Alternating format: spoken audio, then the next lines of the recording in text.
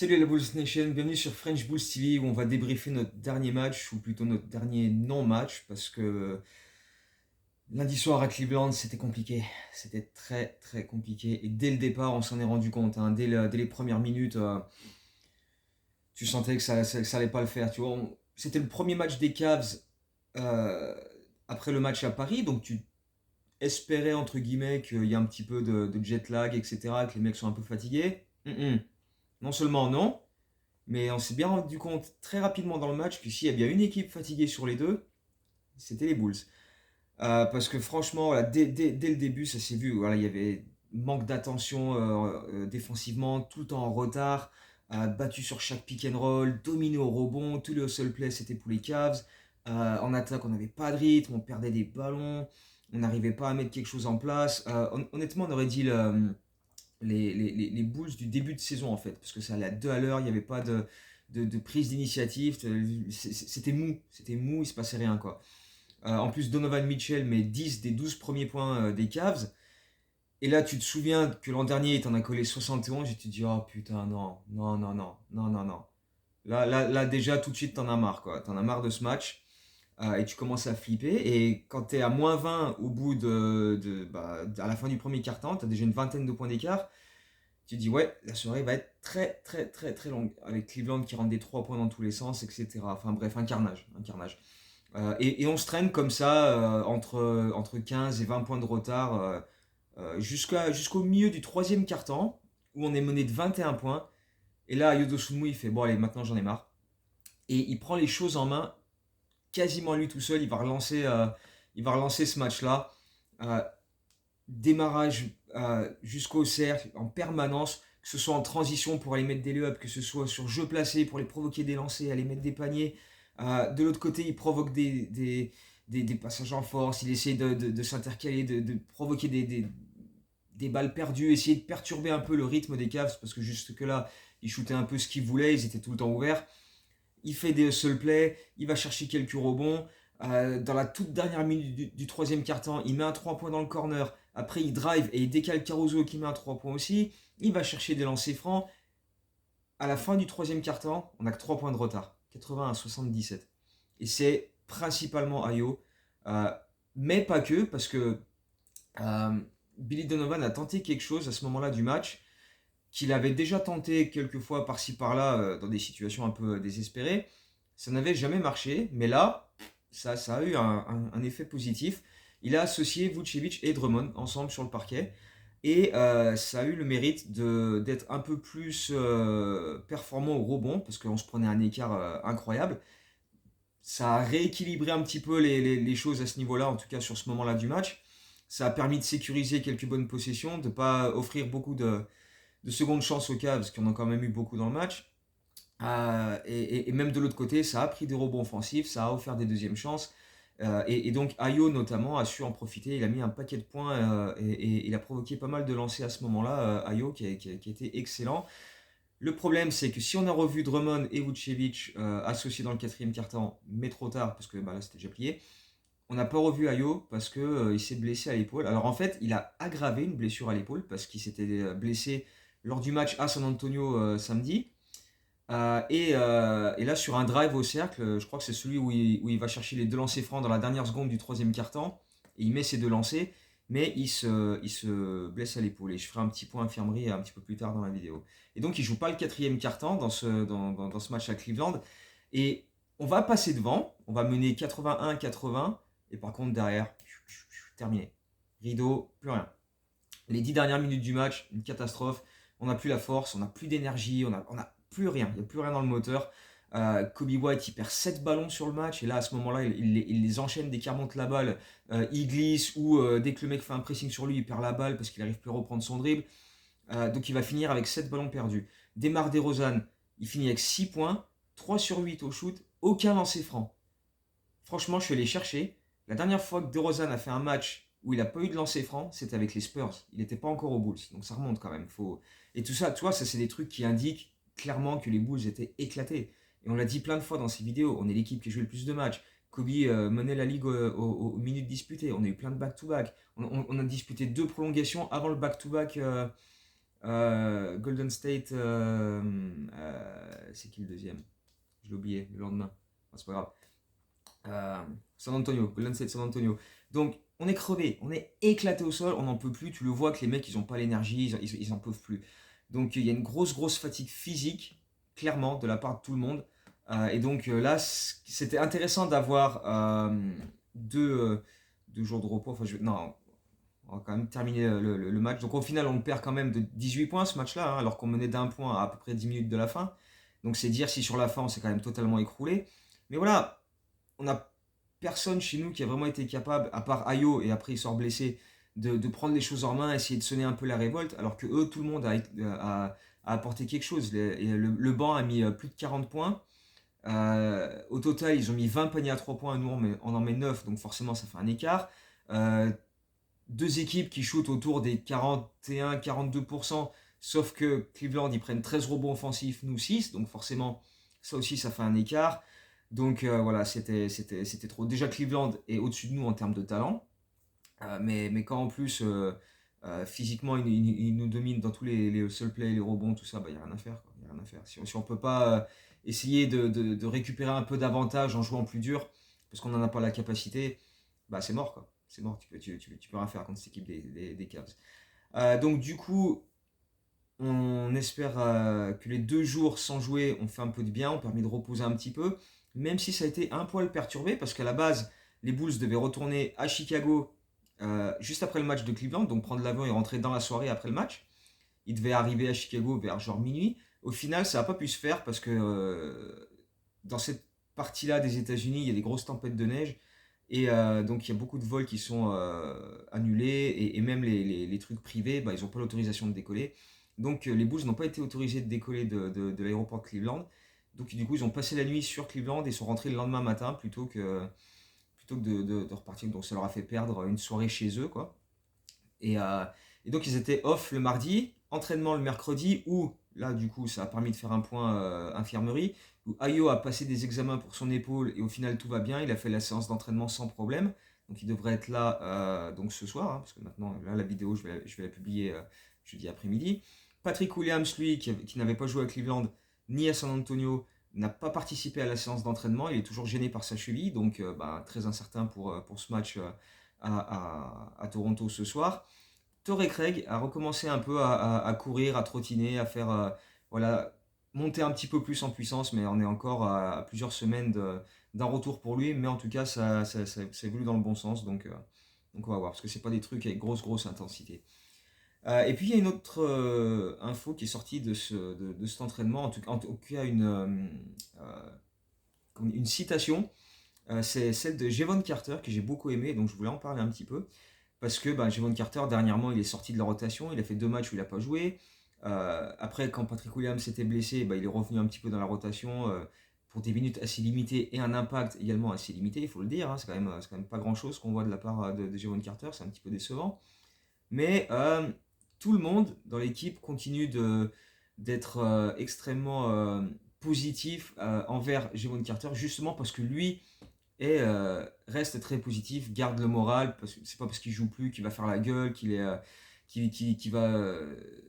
retourner un vestiaire, il n'est pas du tout comme ça.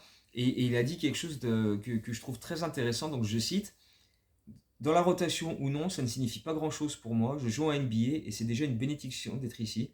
Je suis prêt si on m'appelle pour 82 matchs ou pour 2 matchs sans intérêt, je me tiens prêt. Et voilà, donc les autres ont partagé ce sentiment que voilà, il, il reste voilà, toujours à encourager tout le monde. On l'a vu dans un des matchs où il jouait pas, il était là à applaudir les mecs sur le bord du parquet. Et c'est pas du tout genre je fais la gueule dans mon coin parce que le coach veut plus me faire jouer, quoi. C'est pas du tout ce genre d'attitude. Et quand un journaliste lui demande si il éprouve une certaine fierté d'être un bon coéquipier, lui il répond j'éprouve une certaine fierté d'être un bon être humain. Et j'ai trouvé ça extrêmement intéressant. C'est une mentalité qui est extrêmement appréciable à avoir dans un groupe pour un joueur vétéran comme ça, qui a quand même pas mal bourlingué, qui sait ce que c'est, qui est pas sa place garantie en NBA, qui sait très bien que tu vois, il peut se faire couper et puis pas forcément retrouver une équipe derrière. Donc c'est appréciable dans un groupe et il y a des jeunes qui devraient s'en inspirer ou des moins jeunes aussi. des types qui font la gueule pour pas grand chose, ou dès que tu les benches pour une fin de match par exemple à Charlotte ou à Orlando, Zach Lavine, bref. Voilà, je voulais revenir sur ça parce que j'ai trouvé ça extrêmement intéressant. Donc du coup, ce soir, on est à Toronto. Toronto qui joue en back-to-back parce qu'ils ont joué face à Miami cette nuit. Alors, au moment où je fais cette vidéo, le match n'a pas encore eu lieu, donc je ne sais pas ce que ça va faire. Est-ce qu'ils auront gagné, est-ce qu'ils auront perdu, est-ce que ça allait en prolongation, en double prolongation, et du coup ils seront éclatés ce soir. J'en sais rien, on verra bien. Ce qui est sûr, c'est que ils ont pas attendu que le back-to-back passe. Ils ont réalisé un énorme trade puisqu'ils ont envoyé Pascal Siakam aux Indiana Pacers, où ils récupèrent Bruce Brown, Jordan Nwora, Kyra Lewis des Pelicans qui était inclus dans le trade à 3 équipes aussi. Et ils récupèrent 3 picks, donc 2 pour le premier tour 2024.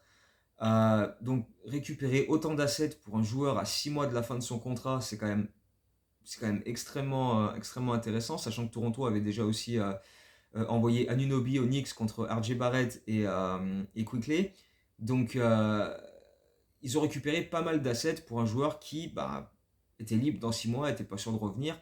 Et les Pacers, du coup, ont lâché pas mal de trucs pour un joueur qui n'est pas certain de rester au-delà des playoffs de cette année, quoi.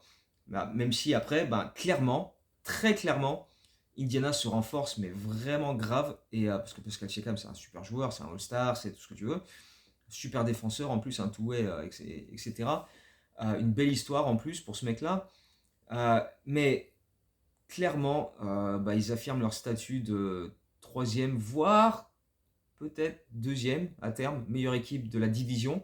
Parce qu'il y a les Bucks, il y a Cleveland et Indiana qui vont lutter 2-3. Et nous, clairement, on est quatrième. Nous, clairement, il y a un énorme écart entre le deuxième, le troisième et nous. Et il y a un énorme écart entre nous et Détroit. Donc voilà, il y a Détroit tout en bas. Les deux, trois, ils sont là. Le premier, il est là. Et nous, on est au milieu, tu vois. On est là. Donc forcément, quand tu es quatrième de ta division, ça t'amène pas très très haut au classement. Et c'est pour ça qu'on est scotché à cette 9e place. Et en plus, il y a un écart considérable avec Orlando 8e. Donc du coup, on n'est pas prêt de bouger, quoi. Donc pour l'instant on est 9e, on va voir est-ce que nous ça va bouger. On rappelle qu'on a jusqu'au 8 février pour faire des trades si on le souhaite. Est-ce qu'on va bouger Zach Lavine? Et justement, est-ce que le trade de Siakam indique quelque chose pour celui de Lavine? Est-ce que tu peux espérer le même genre de contrepartie, etc. Parce que ça reste des joueurs All-Star tous les deux, même si Siakam est peut-être un peu plus complet, notamment défensivement. Ils sont à peu près dans le même âge, hein, je crois qu'ils ont qu'un an d'écart ou 2 ans peut-être. Siakam par contre était en super max, alors que Zach Lavine est en contrat max, donc il touche moins à l'année, et même sur les prochaines années. D'ailleurs voilà, Siakam il est libre là dans 6 mois, alors que l'équipe qui récupère Lavine, si une équipe récupère Lavine, ils l'ont pour 3 ans et demi, donc tu as beaucoup plus de possibilités, etc. Donc à voir comment ça se traduit en termes de marché pour lui, sachant que tu as toujours des infos contraires qui sortent suivant les sources et suivant qui veut bien les laisser filtrer. Hein.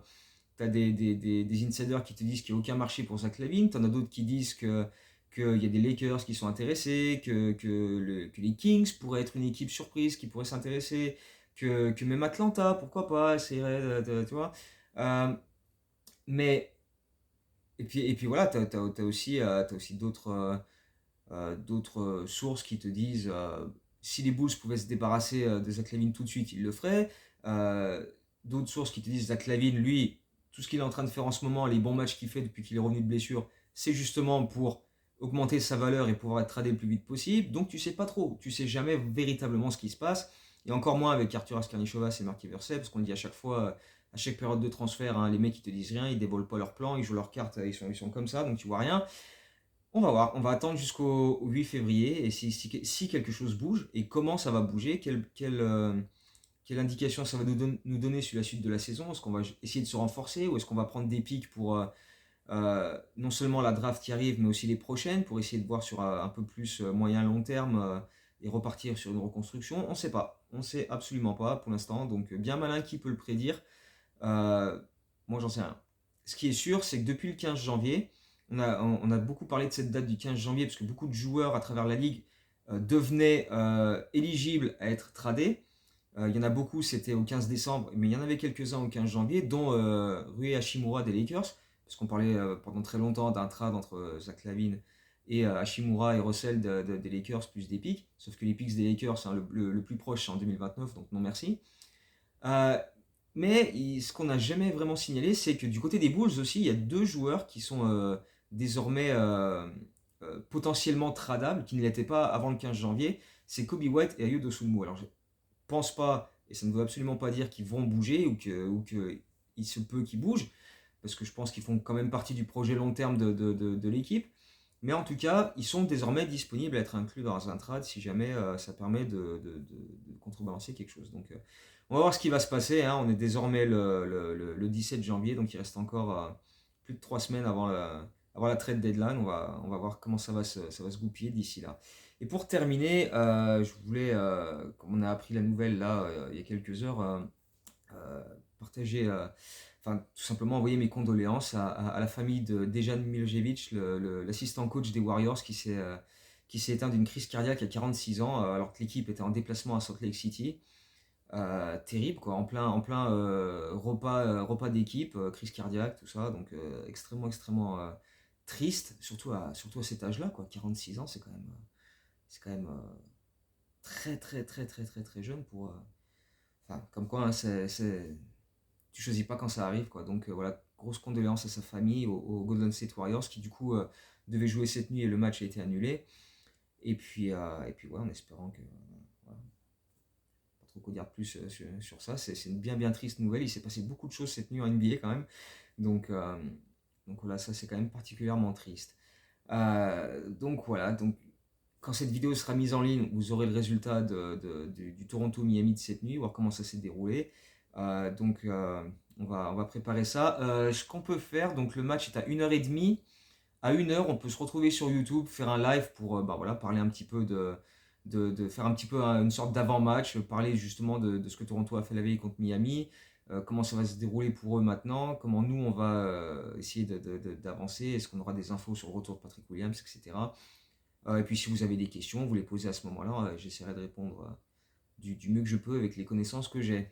Voilà, déjà si ça vous intéresse, dites-le moi, et puis comme ça bah, je prépare le truc, et puis on se retrouve une demi-heure avant le début du match pour se faire une sorte de live, comme on l'avait fait plusieurs fois en début de saison. Après j'ai manqué de temps, mais voilà, ce soir j'ai le temps, donc si jamais ça vous tente, on se fait ça, et après il y aura le live tweet, et puis bah, vidéo prochainement pour débriefer ces matchs-là. Donc voilà, en attendant, portez-vous bien, et à très bientôt. Ciao, Bulls.